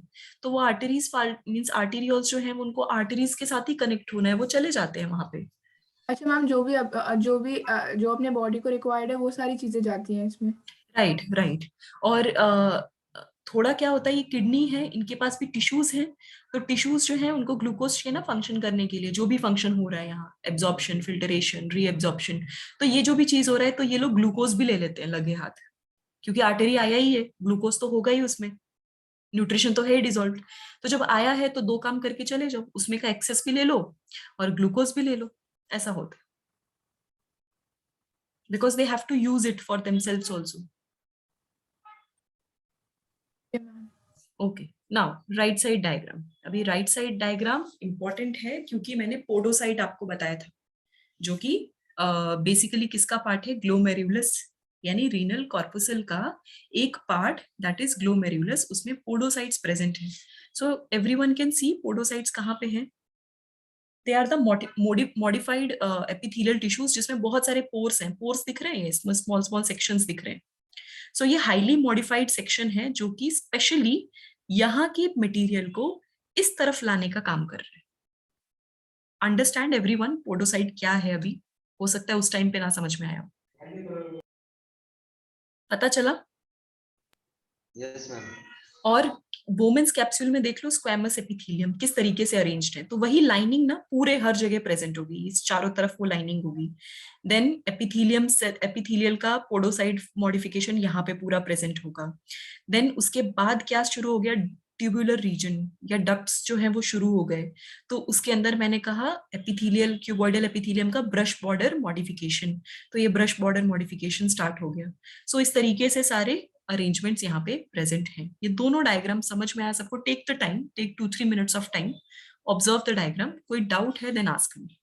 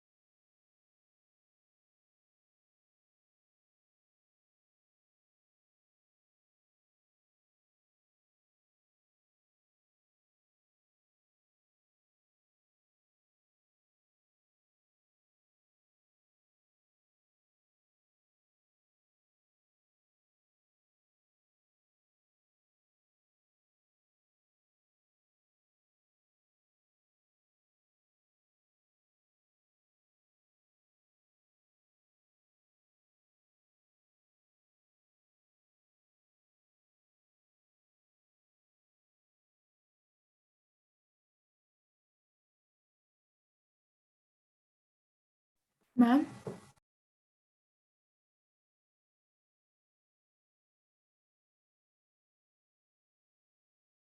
यस मैम जो प्रॉक्सिमल कॉन्वोल्यूटेड टिब्यूल में और डिस्टल कॉन्वोल्यूटेड टिब्यूल में जो भी चीजें एब्जॉर्ब हो रही हैं वो फिर कहाँ जा रही हैं? वो भी मतलब पैरेलल जो कैपिलरीज चल रही है वहां पर चली जाती हैं क्या? Right right. अभी क्वेश्चन पूछा गया है, दो बहुत ही अच्छे क्वेश्चंस पूछे, एक समीक्षा ने एक रुचिर ने। पहला क्वेश्चन है व्हाट इज वासा रेक्टा।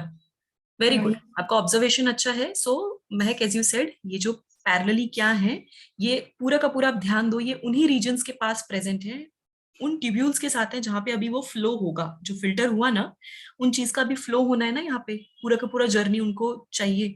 तो उन्हीं के पैरेलल आर्टरीज का कनेक्शन बहुत जरूरी है, क्योंकि यही वो आर्टरीज हैं, अगर सपोज गलती से ज्यादा फिल्टर हो गया तो इनका रीएब्जॉर्प्शन करना है, जो कि सेकंड क्वेश्चन पूछा है रुचिर ने।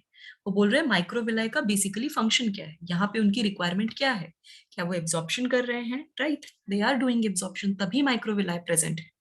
तो इसी चीज को मैं अभी नेक्स्ट हमारा जो सेगमेंट है that is related to urine formation, तब आपको समझ में आएगा कि जो चीज फिल्टर होती है वो, मतलब हमारी बॉडी इस तरीके से डिजाइंड है कि हो सकता है they doing their own checking, खुद के चेक पॉइंट्स बनाए हैं उन्होंने। तो ये जो पूरा ट्यूब है ना, ये इस तरीके से डिजाइन है, ये चेक करता है कि कुछ रीएब्जॉर्प्शन करना है क्या। ऐसा ना हो कि उन्होंने ज्यादा फिल्टर कर दिया, बिकॉज फिल्टर का बेसिक फिनोमिना क्या होगा, इमेजिन करो कोई भी चीज एक मेम्ब्रेन के थ्रू पास हो रही है, तो इसका मतलब क्या है, डिफ्यूजन हो रहा है, ऑस्मोसिस हो रहा है, राइट, इधर पैसिवली और एक्टिवली, यही तो हो रहा है based on the concentration gradient. तो ऐसा हो सकता है कि शायद हमें टोटल एनर्जी की रिक्वायरमेंट है, जो भी ग्लूकोज उसमें आया, बट वो ज्यादा फिल्टर हो गया बिकॉज ऑफ द ग्रेडियंट, कि वहां पे ज्यादा कॉन्सेंट्रेशन है एंड डक्ट्स में या बोमेन कैप्सूल में कम कॉन्सेंट्रेशन है, और उसकी वजह से फिल्टर हो गया। तो वो फिल्टर हो गया, इसका मतलब ये नहीं कि वो डायरेक्टली वेस्ट में एज अ वेस्ट आप भेज दोगे। तो बॉडी क्या कर रही है, मीन्स बाकी ट्यूब्यूल्स क्या कर रहे हैं, दे आर मेकिंग श्योर जो जो चीजें फिल्टर हुई हैं, अगर वो रिक्वायर्ड या राइट प्रोडक्ट है तो उसका रीएब्जॉर्प्शन करना बहुत जरूरी है। अदरवाइज क्या हो जाएगा, हमारी बॉडी में डेफिशिएंसी हो जाएगी, फिर अननेसेसरी डेफिशिएंसी हो जाएगी। You are eating right, you are doing right, digestion is right, blood circulation is right, but kidney की तरफ गड़बड़ हो गया तो क्या होगा, सारा खाया पिया निकल जाएगा, आपकी बॉडी में इलेक्ट्रोलाइट्स नहीं रहेंगे, आयंस नहीं रहेंगे, सॉल्ट्स डिसॉल्व नहीं रहेंगे, प्रोटीन्स नहीं रहेंगे फिर। ओके, सो इसीलिए वो माइक्रोविलाइज प्रेजेंट होते हैं फॉर रीएब्जॉर्प्शन प्रोसेस, जो कि यूरिन फॉर्मेशन का एक बहुत ही इंपॉर्टेंट पार्ट होता है। अंडरस्टैंड? सब लोग को समझ में आया जिन्होंने डाउट्स पूछे?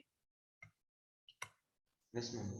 ओके, चलो अभी इसके बाद ये डायग्राम के बाद मैं आपको नेक्स्ट डायग्राम और नेक्स्ट फ्लो चार्ट एक है वो मैं बाद में शो करती हूँ। पहले थोड़ा सा हम समझ लेते हैं कि एग्जैक्टली और क्या क्या बाकी सेगमेंट्स हैं जो कि इंपॉर्टेंट है। सबसे पहली चीज, एक कॉम्प्लेक्स होता है that is known as juxtaglomerulus apparatus। वो एग्जैक्टली क्या है वो मैं बताती हूँ। अभी आपने देख लिया ग्लोमेरुलस क्या है, अफरेंट आर्टीरियोल इफरेंट आर्टीरियोल कैसे जा रहा है वो भी आपने देख लिया। थोड़ा सा इमेजिनेशन आपको करना पड़ेगा। So what I said, I asked juxtaglomerulus apparatus। अब ये नाम आपको हमेशा याद रहना चाहिए क्योंकि this is one of the important part, important words actually. Physiology wise बहुत सिंपल है, आपको पता चल गया अब ग्लोमेरुलस में क्या हो रहा है, तो वो apparatus भी वही उसी का पार्ट है, तो फंक्शन वही है। ये वर्ड बहुत डिफिकल्ट होता है और ऐसा लगता है कुछ तो अलग है इसमें। तो क्या है बेसिकली, ये apparatus एक सेगमेंट है, इट इज अ सेक्शन जहां पे जो अफेरेंट आर्टीरियोल्स के वॉल है ना वो अटैच होते हैं ग्लोमेरुलस। ये एक सेक्शन प्लस जो भी क्या बोलते हैं कि डेंस सेल्स हैं, जो भी आजू बाजू के जितने भी डेंस लाइनिंग और डेंस सेल्स होंगे उनको कंबाइनली बोलते हैं juxtaglomerulus apparatus। So what it is, I will write here, wall of afferent arteriole near its attachment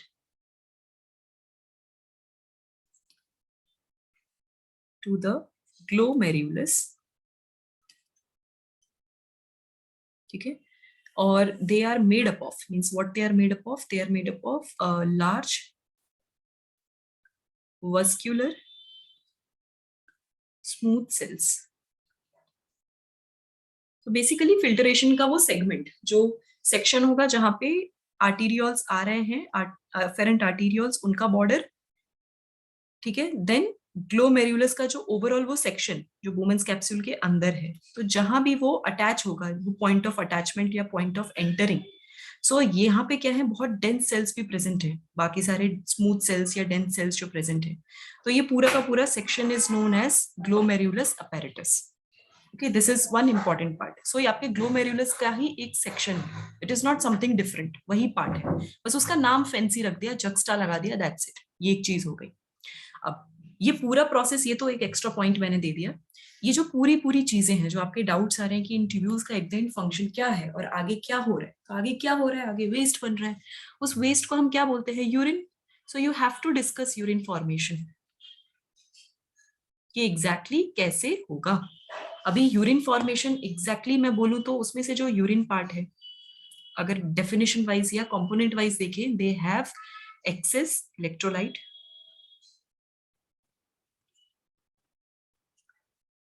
water वो भी फिल्टर हो जाता है, सम स्मॉल प्रोटीन्स, ये सारी चीजें फिल्टर होती हैं, then sometimes some other kind of organic compound जैसे कीटोन्स वगैरह है वो भी, या अल्कोहल के ट्रेसेस, ये भी, कैफीन ऑल्सो, इस टाइप के प्रोडक्ट्स भी क्या होते हैं, फिल्टर आउट हो जाते हैं। तो वो सारी चीजें मिला के जो फिल्टर हुई हैं उनको बोलते हैं यूरिन। अब यूरिन फॉर्मेशन में 3 इंपॉर्टेंट स्टेप होते हैं। पहला है फिल्टरेशन, दूसरा है रीएब्जॉर्प्शन, मींस फिल्टर हुआ पहले, देन उसका रीएब्जॉर्प्शन हुआ, देन उसके बाद बेसिक है, लास्ट है ट्यूबुलर सिक्रीशन, यानी वो ट्यूब्यूल्स जो है ना उनके पास भी गॉबलेट सेल्स या ग्लैंड्स टाइप स्ट्रक्चर होगा जो कि कुछ कुछ चीजें सिक्रेट करेंगे अपने आजू बाजू के, जो उनके पास वासा रेक्टा प्रेजेंट था वहां पे उनका अगर इंटरेक्शन हो रहा है, उस चक्कर में अगर कोई चीज with the help of diffusion अगर अंदर आ गई, जैसे कुछ अमोनिया आ गया या यूरिया आ गया, उसको बोलते हैं ट्यूबुलर सिक्रीशन। तो ये तीनों प्रोसेस मिला के यूरिन फॉर्मेशन होता है। So what I said, basically कौन कौन सी चीजें, पहला फिल्टरेशन। तो फिल्टरेशन क्योंकि बहुत ही माइन्यूट लेवल पे हो रहा है, बहुत ही एडवांस स्ट्रक्चर है, इसीलिए हम इसको बोलेंगे अल्ट्रा फिल्ट्रेशन। कुछ भी नहीं छोड़ा, जो था सब फिल्टर कर लिया, दैट इज अल्ट्रा फिल्ट्रेशन। बहुत लोगों के आरओ में भी लिखा होगा, ध्यान से देखना, आज तो पूरा आरओ वगैरह खोल के देख लो क्या है उसमें, आपको किडनी का समझ में आ जाएगा सब। दूसरा है reabsorption, then third point is tubular secretion. कभी कभी कुछ ट्यूब्यूल्स अपने सेलुलर लेवल पे भी इंटरैक्ट कर रहे हैं, जरूरी नहीं कि वाया अफेरेंट आर्टीरियल ही वो वेस्ट आए, आजू बाजू के टिश्यूज और बाकी जो वासा रेक्टा है वहां से भी वो ले सकते हैं। So that is tubular secretion.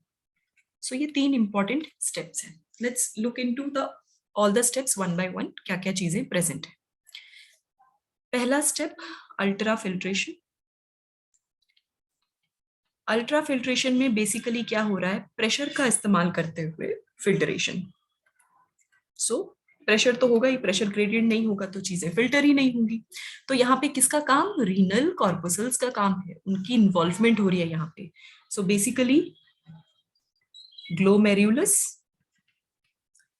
ठीक है, दूसरा capsule, glomerulus capsule plus glomerulus capillaries, ये मिला के बना रहे हैं एक मेम्ब्रेन, एक फिल्टरिंग मेम्ब्रेन बना रहे हैं।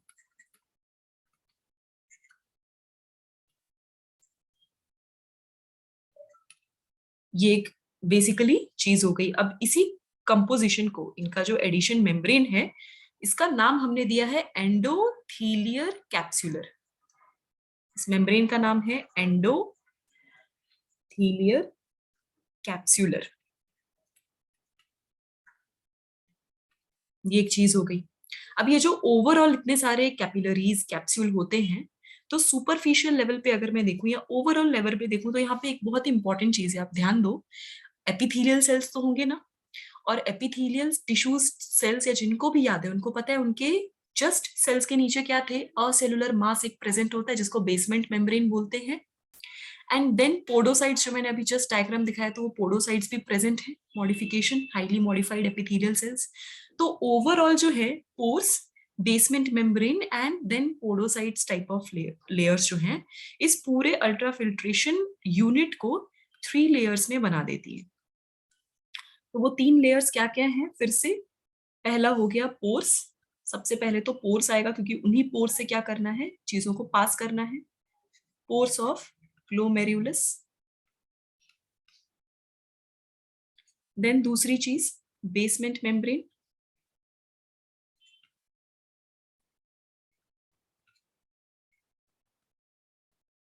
तीसरी इंपॉर्टेंट चीज हो गई स्लिट्स, मींस जो पोडोसाइट्स के बिटवीन स्लिट्स हैं, या इन जनरल पोडोसाइट्स भी बोल लो, वो सारी चीजें प्रेजेंट है। So there is slit membrane between podocyte. तो अब मूवमेंट देख लो, जब अफेरेंट आर्टेरियोल ब्लड लेकर आएगा, तो यही 3 पूरे लेयर से उसे पास करना पड़ेगा। ये 3 लेयर से पास होते ही एंटर किस में करेगा, वो एंटर करेगा इन वोमेन्स कैप्सूल। वोमेन्स कैप्सूल एक कलेक्टिंग यूनिट है, जहां पे हर चीज पास होके कलेक्ट हो रही है। तो वो जो मेम्ब्रेन, जो मेन फिल्टरिंग मेम्ब्रेन है, वो ये 3 लेयर्स का है, जो इस तरीके से उसका मूवमेंट हो रहा है। तो ये पूरी चीज में क्या इस्तेमाल हुआ, एक बहुत ही इंपॉर्टेंट फेनोमेना इस्तेमाल हुआ, प्रेशर। एंड क्योंकि मैकेनिज्म फिल्टरेशन है, इसीलिए उसको हम बोल रहे हैं फिल्टरेशन प्रेशर। अब ये जो फिल्टरेशन प्रेशर है, इसमें बहुत इंपॉर्टेंट पॉइंट्स हैं। इनमें से एक भी वर्ड आपने ऐसा नहीं है कभी नहीं सुना, आपने सुना है, बिकॉज ओवरऑल प्लाज्मा का फिल्टरेशन हो रहा है, उसमें फ्लूइड प्रेजेंट है। सो फ्लूइड नेचर होने की वजह से we will call it hydrostatic pressure. पहली चीज ये। अब क्योंकि वाटर है, उस प्लाज्मा में डिसॉल्व्ड इलेक्ट्रोलाइट्स हैं और एनी अदर सब्सटेंसेस हैं, they are going to create osmotic pressure. और अगर ये सारी प्रेशर होंगी, तो एक और चीज होगा, Newton's third law, opposing pressure भी तो बनेगा, because of the tissue structure. So there is going to be some kind of opposing pressure. ये जो फिल्टरेशन प्रेशर है on an average in human being, जो फिल्टरेशन के टाइम पे होता है, उसका वैल्यू है 10 mm ऑफ Hg। ये इसका वैल्यू। सो ये आपको ध्यान में रखना है। सो ये 3 टाइप के प्रेशर्स पूरे के पूरे डेवलप हो रहे हैं। ये बात समझ में आई अल्ट्रा फिल्ट्रेशन की, कि एग्जैक्टली क्या हो रहा है।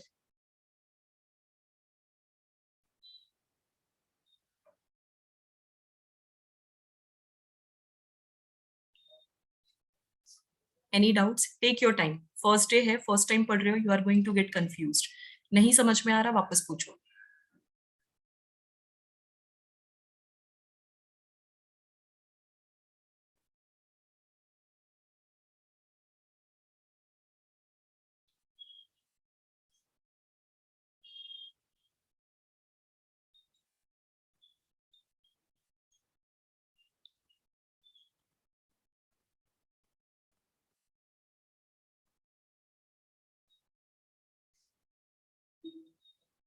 ओके, समीक्षा, फिल्ट्रेशन प्रेशर। फिल्ट्रेशन प्रेशर मतलब, अभी देखो फिल्ट्रेशन किस बेसिस पे हो रहा है, बेसिक फिनोमिना मैंने साइड में लिखा हुआ है। हाइड्रोस्टैटिक, ऑस्मोसिस तो समझते हो ना सब लोग, ऑस्मोसिस क्या होता है। और हाइड्रोस्टैटिक क्यों बोलते हैं, क्योंकि वो वाटर से रिलेटेड है।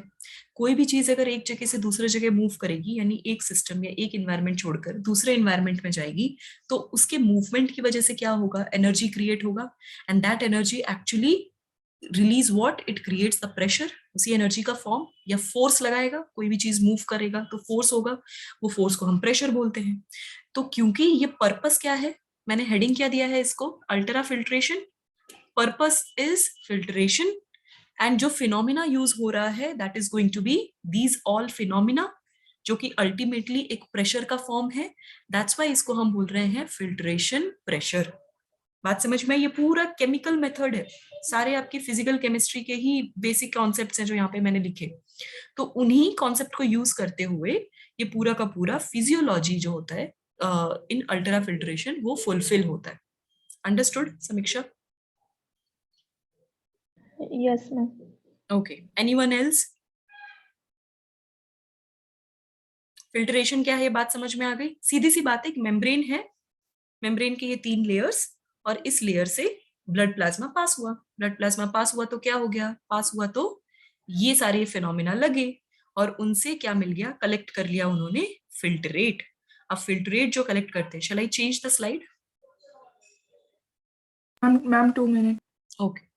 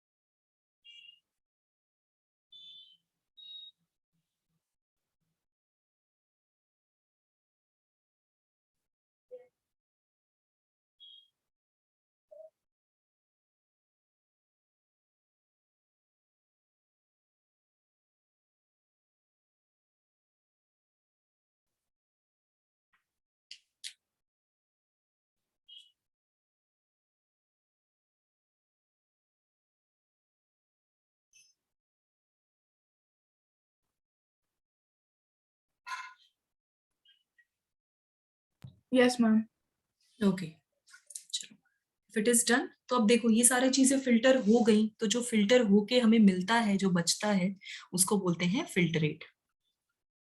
तो उस फिल्टरेट में अब क्या क्या होगा, क्या क्या ब्लड प्लाज्मा में होता है, ब्लड प्लाज्मा में डिसॉल्व होता है ग्लूकोज सबसे पहले, तो कुछ वाइटामिन भी होते हैं। अब जो जो कंपोनेंट आपको पता है बस वही समझते जाओ, अमाइनो एसिड्स होते हैं, वाटर तो मेन है, उसमें डिसॉल्व होते हैं कुछ सॉल्ट्स, ये सारे कंपोनेंट्स लिख रही हूँ। Then urea as a waste, then sometimes उसका यूरिक एसिड फॉर्म भी रहता है। Then there are some parts like creatinine, जिनको नहीं पता that is homework for you, find out what is creatinine actually function wise. Some bicarbonates, then phosphates, these are electrolytes, ये मैं basically ions और electrolytes के बारे में बात कर रही हूँ। दीज आर द कंपोनेंट्स जो कि अब फिल्टरेट हो गया, मींस वोमेन्स कैप्सूल में वो कलेक्ट हो गया। अब वो कप लाइक स्ट्रक्चर में जब कलेक्ट हो गया तो उसके बाद क्या स्टार्ट हुए थे, डक्ट या ट्यूब्यूल्स कह लो, वो स्टार्ट हुए। अब इनसे वो चीज पास होगी, उनका मूवमेंट स्टार्ट हो जाएगा, एंड सेकेंड प्रोसेस की तरफ हम मूव करेंगे, that is selective reabsorption. Selective reabsorption, देखो मैंने ध्यान से वर्ड लिखा है, सेलेक्टिव का मीनिंग जो चीजें सही हैं उनको ही सेलेक्ट करना है और उन्हीं को वापस लेना है। ऐसे नहीं कि कार्बोनेट आयन बहुत ज्यादा है बॉडी में और वापस से उसको रीएब्सॉर्ब कर लिया, it is not going to be like that. और सॉल्ट ज्यादा नहीं एब्सॉर्ब करेंगे, जो लगा like glucose, glucose is never going to be less, वो हमेशा ज्यादा रहता है, मीन्स कभी ज्यादा नहीं होगा, एक्सेस में नहीं होता, ऐसा लगता है हमेशा ग्लूकोज की जरूरत है, वो कभी अननेसेसरी हमारी बॉडी ग्लूकोज वेस्ट नहीं करती है। हाँ, यूरिया को नहीं एब्सॉर्ब करेंगे, यूरिक एसिड को नहीं करेंगे, क्रिएटिनिन को नहीं करेंगे, सब आयंस जिससे पीएच इंबैलेंस हो जाए उनसे उनको रीएब्सॉर्प्शन नहीं करेंगे। तो इसीलिए वर्ड यूज किया है सेलेक्टिव रीएब्सॉर्प्शन, बिकॉज एमसीक्यू में रीएब्सॉर्प्शन, सेलेक्टिव रीएब्सॉर्प्शन अलग अलग ऑप्शंस होंगे, और आपको पता होगा कि रीएब्सॉर्प्शन होता है, जल्दबाजी में आप दूसरा ऑप्शन देखोगे ही नहीं, रीएब्सॉर्प्शन को टिक करके आओगे, then you are going to cry कि क्यों मेरा मार्क्स कट गए। चलो, अब हमारे पास 3 इंपॉर्टेंट डक्ट्स थे, 4 इंपॉर्टेंट डक्ट्स थे, उन सारे डक्ट्स के इंपॉर्टेंट फंक्शंस को देखते हैं। अब पीसीटी में क्या हो रहा है, सबसे ज्यादा रीएब्सॉर्प्शन वो नजदीक भी है, वो पहले भी आता है, तो कॉमन सेंस है कि सबसे ज्यादा रीएब्जॉर्प्शन कहाँ होगा, इन पीसीटी। पीसीटी में नियरली जितने भी इसेंशियल अमाउंट्स हैं, जितने भी इसेंशियल न्यूट्रिएंट्स हैं, वो सब वापस से रीएब्जॉर्ब हो जाते हैं। So nearly all essential nutrients means 100% almost जो भी आया वो वापस से रीएब्जॉर्ब हो जाता है, plus 70 to 80% of electrolytes also, क्योंकि at the end ions are important. जैसे सोडियम पोटेशियम पंप हो गया, एक्टिव ट्रांसपोर्टेशन हो गया, इस टाइप की चीजों के लिए इंपॉर्टेंट है। देन दूसरी चीज वाटर। इतना वाटर क्यों लिया हमने, हमें वापस वाटर चाहिए हमारे मेन ब्लड को या बॉडी में, एक्वस कंडीशन इंपॉर्टेंट है, तो वाटर को भी रीएब्जॉर्ब कर लेंगे। दूसरी चीज ग्लूकोज रीएब्जॉर्ब कर लेंगे, कुछ अमाइनो एसिड, ये नियरली 100% एब्जॉर्ब हो जाता है, ठीक है। और दूसरी चीज सॉल्ट्स, कुछ अमाउंट में सॉल्ट्स भी रीएब्जॉर्ब कर लेते हैं। तो बेसिक मीन्स अगर मैं इन जनरल बोलूं तो पीसीटी का बेसिक फंक्शन क्या हुआ, बेसिक फंक्शन हुआ टू मेंटेन पीएच। तो पीसीटी का इन रीएब्जॉर्प्शन के थ्रू फंक्शन होता है maintenance of pH and ionic balance. ये हो गया फर्स्ट पीसीटी का फंक्शन। नेक्स्ट दूसरा डक्ट कौन सा था, हेनलेज लूप या लूप ऑफ हेनले, एलओएच लिख रही हूं मैं। अब इसमें होता है मिनिमम रीएब्जॉर्प्शन, इसका मिनिमम रीएब्जॉर्प्शन हो रहा है, बट इसका बहुत इंपॉर्टेंट फंक्शन है, इसको करना है ऑस्मोलैरिटी मेंटेन। सो ऑस्मोलैरिटी मेंटेन करने का इंपॉर्टेंट रोल प्ले करता है। अभी हेनलेज लूप में दो इंपॉर्टेंट सेक्शंस बताए थे मैंने, पहला था डिसेंडिंग और दूसरा था असेंडिंग। अब डिसेंडिंग लूप का फायदा मींस उसका मेन फंक्शन क्या है, डिसेंडिंग क्या है, descending is going to be permeable to water, water के लिए परमिएबल है, यानी वाटर अलाउ करेगा, बट वो इलेक्ट्रोलाइट्स के लिए परमिएबल नहीं होता है। So it is going to be impermeable to electrolytes. अब मुझे बताओ इसकी वजह से क्या होगा, क्या समझे आप, permeable to water and impermeable to electrolytes. Water ही अब्जॉर्ब हो पाएगा, राइट। और असेंडिंग जो होता है इट इज कंप्लीटली ऑपोजिट, तो it means what is permeable now if it is opposite, permeable is electrolytes and impermeable is H2O. Right right. तो आपको सिर्फ एक ही याद करना है, अभी समझ गए, दूसरा उसका ऑपोजिट याद करना है बस। तो impermeable to water and permeable to electrolyte. अब देखो अगर डिसेंडिंग में सिर्फ और सिर्फ वाटर एब्जॉर्ब हो गया, तो वो जो फिल्टर रेट है वो कॉन्सेंट्रेटेड हो गया ना इलेक्ट्रोलाइट से, वो कॉन्सेंट्रेटेड सोल्यूशन बन गया ना। तो जैसे ही असेंडिंग में जाएगा तो क्या होगा, अब वाटर एब्जॉर्ब नहीं हो रहा, क्या एब्जॉर्ब हो रहा है, अब सिर्फ इलेक्ट्रोलाइट ही रीएब्जॉर्ब हो रहा है, तो वापस से फिर से डाइल्यूट हो गया, और डाइल्यूट होके अब कहाँ जाएगा, लूप ऑफ हेनले का काम खत्म, तो दूसरी तरफ जाएगा अब डीसीटी यानी डिस्टल कॉन्वोल्यूटेड ट्यूब्यूल। तो इन जनरल इस पूरे प्रोसेस में एलओएच का मेन फंक्शन, एलओएच का मेन फंक्शन हो गया इलेक्ट्रोलाइटिक बैलेंस को बनाना, या फिर कह लो डाइल्यूशन ऑफ यूरिन, ताकि ज्यादा टॉक्सिसिटी या इलेक्ट्रोलाइट का कॉन्सेंट्रेशन बहुत ज्यादा ना हो पाए, क्योंकि एंड में ये बन के निकल रहे हैं, इलेक्ट्रोलाइट्स को वापस से एब्जॉर्ब कर रहे हैं। Then comes last part, second last part, that is DCT. DCT का है कंडीशनल रीएब्जॉर्प्शन, मैं वर्ड पहले ही लिख रही हूँ। कंडीशनल से आप क्या समझे, रिक्वायरमेंट है तो हेल्प करेगा, ऐसा लग रहा है कि बहुत सारा चीज था, पीसीटी और एलओएच थक गए, तब जाके वो और कंडीशनल रीएब्जॉर्प्शन में हेल्प करेगा। उन कंडीशनल रीएब्जॉर्प्शन में लाइक सोडियम का एब्जॉर्प्शन, उनको लग रहा है वाटर एब्जॉर्ब करना है, उनको लग रहा है कार्बोनाइट आयन एब्जॉर्ब करने हैं। तो अब यहाँ पे एक इंपॉर्टेंट हार्मोन का रोल होता है, that hormone is going to be vasopressin. Vasopressin को हम दूसरा नाम बोलते हैं ADH, anti diuretic hormone. Anti diuretic hormone जो है इसका मेन फंक्शन होता है वाटर बैलेंस और कह लो आयन बैलेंस हमारी बॉडी में मेंटेन कराना। ये हार्मोन इसमें प्रेजेंट रहते हैं। तो बेसिकली कंडीशन के हिसाब से ये रीएब्सॉर्प्शन करेगा। इट मींस इसका काम क्या है, in general sodium and potassium के बैलेंस को मेंटेन करवाना in your body. Then last part है हमारा, last section remaining is collecting duct. Collecting duct में सिर्फ और सिर्फ होगा water reabsorption final. If it is like कि यूरिन इज टू डाइल्यूटेड, बहुत ज्यादा मीन्स इलेक्ट्रोलाइट एंड वाटर का रेशियो प्लस यूरिया वगैरह और वाटर का रेशियो बहुत ज्यादा है, तो वाटर का रीएब्सॉर्प्शन होगा ताकि यूरिन को और कॉन्सेंट्रेटेड बना सके और वाटर वेस्टेज हमारी बॉडी से कम होगा। अंडरस्टूड? ये रीएब्सॉर्प्शन के केस में क्या हो रहा है, सारे डक्ट्स और ट्यूब्यूल्स का बेसिक फंक्शन इतना समझ में आया? Yes, ma'am.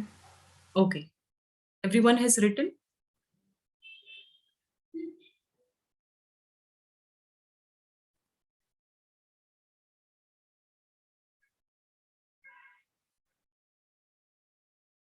Shall I change now?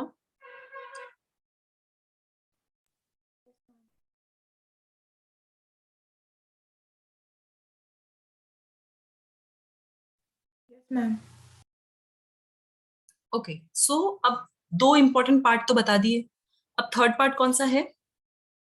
Third part है ट्यूबुलर सिक्रीशन। अब ट्यूबुलर सिक्रीशन जो मैंने बोला, ट्यूब पता है किसको बोल रहे हैं? ये जो PCT, DCT, LOH, collecting duct, इनका कंबाइंड फंक्शन की बात हो रही है कि अब ये वासा रेक्टा से हो सकता है अपने लेवल पे भी वाया ऑस्मोसिस कुछ ना कुछ सिक्रीट करवा रहे हो। सो ये जो चीजें हैं that is known as tubular secretion. तो क्या क्या चीजें वो लेते हैं? Basically creatinine, again I am repeating, you have to find out. अगर जिनको नहीं पता क्रिएटिनिन क्या है, you have to find out, because future में मैं क्वेश्चन पूछूंगी। हाइड्रोजन, पोटेशियम, यूरिक एसिड, इस टाइप का अगर वाया डिफ्यूजन और एक्टिव ट्रांसपोर्ट अगर अपने आजू बाजू के टिश्यूज, आजू बाजू के ब्लड वेसल्स वहां से मिल रहा है तो उसको बोलेंगे ट्यूबुलर सिक्रीशन। तो ये तीनों प्रोसेस कंबाइनली क्या बनाए एट द एंड? यूरिन। हो गया? समझ में आया सबको what exactly is urine formation? बस इतना ही था। मैम, यस, मैम तो ये जो है अमोनिया, H+ और K+, मैम ये सारी चीजें वापस से सिक्रीट होंगी क्या कि सिर्फ वापस से सिक्रीट नहीं होंगी? Means let me just share the diagram with you. Okay, सबको डायग्राम दिख रहा है? Yes ma'am. हाँ, तो अब क्या हो रहा है, वापस से ये देख रहे हो आसपास, ये भी वासा रेक्टा प्रेजेंट है ना, और ये इसके आसपास और भी एम्बेडेड टिश्यूज होंगे ना, तो उनके बीच में भी तो सेल टू सेल इंटरेक्शंस होते हैं। तो जरूरी नहीं कि सारा वेस्ट यहाँ पे कलेक्ट हो वाया दिस आर्टेरियल, कुछ चीजें वाया डिफ्यूजन, वाया ऑस्मोसिस यहाँ पे भी ली जा सकती है, And क्योंकि वो ट्यूब्यूल के थ्रू डायरेक्टली आ रही है इस अंदर के कनाल के अंदर, दैट्स व्हाई उसको बोल रहे हैं tubular secretion. Understand? Yes ma'am. तो अब क्योंकि सेल्स भी तो अपना रेस्पिरेशन करते हैं, उनके अपने मेटाबॉलिक फंक्शंस हैं, तो जो टिश्यूज और सेल्स हैं उनके आसपास भी तो थोड़ा सा वेस्ट कलेक्ट होता ही है ना, तो वो वेस्ट को इससे पहले वेन्स लेगा या आर्टरीज ले रहे हैं वहां पे मूव करवा रहे हैं, उससे पहले ही इनके ये लोग अपना वाया डिफ्यूजन और transportation methods they are collecting it, इसीलिए उसको बोल रहे हैं ट्यूबुलर सिक्रीशन। ये बहुत मिनिमल लेवल पे होता है, ये बहुत बड़ा लेवल नहीं है। आपकी एनसीईआरटी में tubular secretion I am doubting it की है। ओके, इतना समझ में आया सबको? ये process filtration, because I have to show you something. Okay, this page, पहला pathway of urine formation and its transportation. अब सब लोग देखो, पहली चीज क्या थी? Glomerular filtrate from Bowman's capsule. बात समझ में आई क्या बोला इन्होंने? मैम जितनी भी चीजें ग्लोमेरुलस में फिल्टर हुई हैं वो सारी चीजें बोमेन्स कैप्सूल में आ गई। Right right, everyone please observe the diagram exactly क्या है। देन पीसीटी में गया, लूप ऑफ हेनले में गया, DCT, collecting duct, duct of Bellini, क्योंकि वो कलेक्टिंग डक्ट का फिर एक कॉमन पूरा का पूरा पोर्शन बन गया। Then renal papilla, renal papilla actually medulla के एंड में हो जाता है, पेल्विस से पहले जो प्रेजेंट है। देन कैलिक्स रीजन, वो डायग्राम अगर आप फिर से इस सेशन के बाद फिर से ऑब्जर्व करना, आपको वापस से कैलिक्स रीजन समझ में आ जाएगा। Cortex and calyx, inner groove जो होता है उसको कैलिक्स बोल रहे हैं। एंड देन पेल्विस रीजन जो आपको ऑलरेडी पता है, ureter, urinary bladder and urethra. इतनी बात समझ में आई? Ma'am yes. मैम जो वो था ना मेडुलरी पिरामिड मैम, उसका कोई भी वो कहीं कुछ मतलब उधर पर कुछ भी नहीं आता। मेडुलरी पिरामिड जो है वो स्ट्रक्चर है, बट सब में न्यूफ्रॉन्स प्रेजेंट है। वो न्यूफ्रॉन्स का अरेंजमेंट और उनका अटैचमेंट जो है, जैसे लूप ऑफ हेनले का साइज किसी में छोटा होगा, किसी में बड़ा होगा, किसी में ज्यादा लंबे डक्ट्स होंगे, कलेक्टिंग डक्ट का लेंथ बहुत बड़ा होगा, जैसे जो कॉर्टेक्स में होगा उनका कलेक्टिंग डक्ट्स का लेंथ बहुत ही बड़ा हो जाएगा, क्योंकि उनको एंड तक आना है, पेल्विस तक लेकर आना है। तो इसीलिए उनका कॉर्टेक्स एंड मेडुलरी रीजन है, इसीलिए उनको डिवाइड किया है। But that pyramid is nothing but is a triangular structure, एक रीजन बना हुआ है जिसके अंदर एट द एंड है न्यूफ्रॉन्स ही। ये बात समझ में आई आपको? मैम यस पूरे मैम। किडनी के अंदर हर जगह न्यूफ्रॉन्स ही हैं। हाँ, वो न्यूफ्रॉन का वे ऑफ अलाइनमेंट अलग है depending on the region of kidney, उनके डक्ट्स के लेंथ अलग है। ये आप डिटेल एनाटॉमी पढ़ोगे when you are in the graduation, और जब आप एक्चुअली एमबीबीएस कर रहे हो तब आपको डिटेल ये एनाटॉमिकल एस्पेक्ट्स बताए जाएंगे। क्योंकि मैं अभी आपको ये चीज बताऊंगी, you are going to be very confused. पहले आपको सिर्फ सिंगल बेसिक न्यूफ्रॉन का स्ट्रक्चर समझना है कि क्या है, उसकी फिजियोलॉजी, उसकी एनाटॉमी, उसके फंक्शंस, पहले ये समझ लो। धीरे धीरे जब हम वापस से 2-3 बार और रिवाइज करेंगे, हो सकता है आपको क्वेश्चंस एमसीक्यू आप विटनेस करो या कुछ देखो, तब आप बेटर आपको समझ में आएगा कि एग्जैक्टली वो किस तरीके से अलाइंड होते हैं। बट ये यूरिन फॉर्मेशन का पाथवे समझ में आया सबको? जो हमने पढ़ा वही लिखा हुआ है ना, मीन्स वैसे ही है। सो ये फ्लो आप ध्यान में रखो, क्योंकि ये क्या होगा, ये पूरी लाइन लिखी होती है, बीच में से एबीसीडी, एक दो चीजें हटा देंगे, एबीसीडी लिखेंगे, आपको ऑप्शन देंगे एबीसीडी क्या है। So you should understand exactly किस कहां से कहां पे जा रहा है। दूसरा, pathway of blood circulation means afferent और इफेरेंट आर्टीरियोल एक्चुअली कैसे आ रहे हैं वो। अभी इन सब में interlobar, RC form, interlobular, lobular, इस पे ध्यान मत दो। अब क्या है, मैं ऊपर ऊपर बता रही हूँ। इंटरलोबर होता है जो रीनल कैप्सूल था ना, एकदम पूरी किडनी का आउटर लेयर, वहां पे जो आता है that is interlobar. RC form means उसके अंदर के रीजन्स में जो होता है वो, उस रीजन के अंदर भी डिफरेंट डिफरेंट सेक्शंस प्रेजेंट होते हैं, इसीलिए interlobular, but at the end they are arteries only. और जो एग्जैक्टली किडनी तक आ गया दैट इज रीनल आर्टरी। तो रीनल आर्टरी ऐसे जैसे जैसे अंदर जाएगा वो उसके नाम चेंज होते जाएंगे। और जैसे ही इंटरलोब्यूलर, लोब मींस एक सेक्शन, उस लोब के अंदर क्या है, लोब में भी हो सकता है 10 न्यूफ्रॉन्स का बंच। तो अब एक न्यूफ्रॉन पे जो एक ग्लोमेरुलस के पास जो भी जाएगा that is known as afferent, जो हमने अभी डायग्राम में देखा।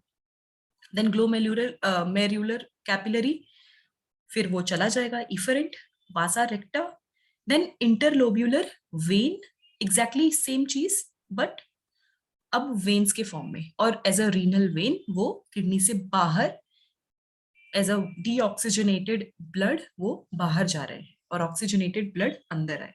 ये पूरा ब्लड सर्कुलेशन समझ में आया, ये pathway, this is also important आपकी अंडरस्टैंडिंग के लिए। ये दोनों चीजों को ऑब्जर्व करो एंड देन टेल मी बात समझ में आई या नहीं।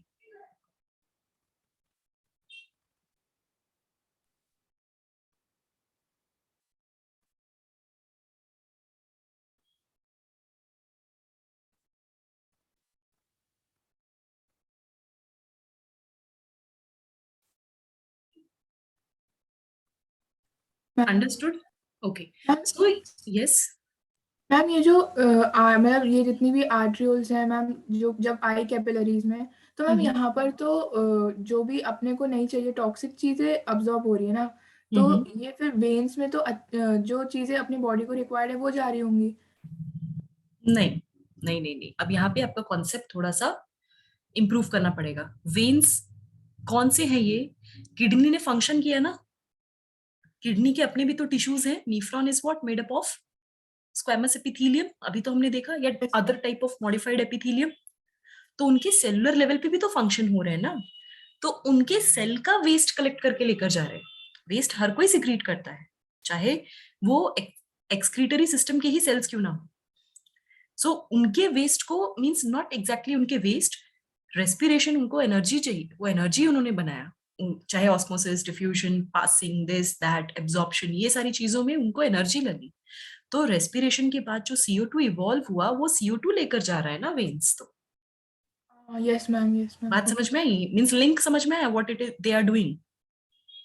वो ये ओवरऑल ये किडनी का वेन है कि ओवरऑल जो किडनी ने काम किया तो काम करने के बाद जो उसका CO2 और may be any other metabolic जो भी रॉ मटेरियल निकला वो कलेक्ट करके लेकर जा रहा है टुवर्ड्स हार्ट, है ना? हाँ यस मैम, ताकि मैम वो क्योंकि जब जब आर्टरी आई तो वो ऑक्सीजन लेके आई, फिर पूरी चीजें हुई एनर्जी के राइट, तो जब एनर्जी के लिए, फिर फिल्टर हुआ ना ग्लोमेरुलस से, इसलिए मैंने स्टार्टिंग में ही बोला वो अपने लिए भी ग्लूकोज ले लेता है, वो इसलिए पूरा ग्लूकोज फिल्टर कर लेता है कि अपने में बांट लेंगे, बाकी चीजें रीअब्सॉर्ब करवा के वाया ट्यूब्यूल्स दे देंगे कि ले जाओ अब, क्योंकि उनको फिल्टर करना है ना आगे, तो फिल्टर करना है तो उनको भी अपने लिए एक एनर्जी चाहिए, विदाउट एनर्जी कोई कैसे काम करेगा, ये बात है। Yes ma'am, now understood. Okay okay, I hope everyone understood this concept. ये कंफ्यूजन हमेशा किडनी को लेकर रहता है कि एग्जैक्टली आर्टरी वेन्स में से कौन से फंक्शन कर रहे हैं। So everyone please read and revise today session. आज का ही सेशन कॉम्प्लिकेटेड था, कॉम्प्लिकेटेड और कह लो थोड़ा सा क्रूशियल, जिसमें आपको थोड़ा फोकस देकर सारी चीजें पढ़नी थी, तो इतना रिवाइज करो। I am not giving any homework to anyone, और पिछले होमवर्क के जो आंसर्स मुझे नहीं मिले हैं, आई नो वो पेंडिंग है, तो अगले सेशन में अब तक जो भी मैंने क्वेश्चंस पूछे, लास्ट 2-3 सेशंस के जितने भी क्वेश्चंस हैं पुराने चैप्टर्स को लेकर, वो आंसर जिन्होंने, लास्ट चांस दे रही हूँ अभी भी, जिन्होंने नहीं किए पुराने रिकॉर्डिंग्स देखो, पहले भूल गए हो तो पहले देखो कौन से होमवर्क्स थे, उसके आंसर्स नोट डाउन करो। आज का पूरा एक्सक्रीशन यहाँ तक, यूरिन फॉर्मेशन तक पढ़ो। नेक्स्ट क्लास आई थिंक कल ही हमारी फिर से एक और क्लास है, तो कल हम पढ़ेंगे इससे related disorders, of course kidney failure and other kind of disorders, stones and all. दूसरा final urine constituents and little bit of metabolic actions जो इनके हैं, some of the equations and some of the actions, बस इतना ही पढ़ना है। Then your session means ये चैप्टर पूरा फिनिश हो जाएगा। तो नेक्स्ट सेशन जो है ये सिंपल सेशन है, आज का ही थोड़ा क्रूशियल सेशन था। ओके चलो, this is it for today, bye everyone, good night, bye ma'am, thank you ma'am. see you tomorrow.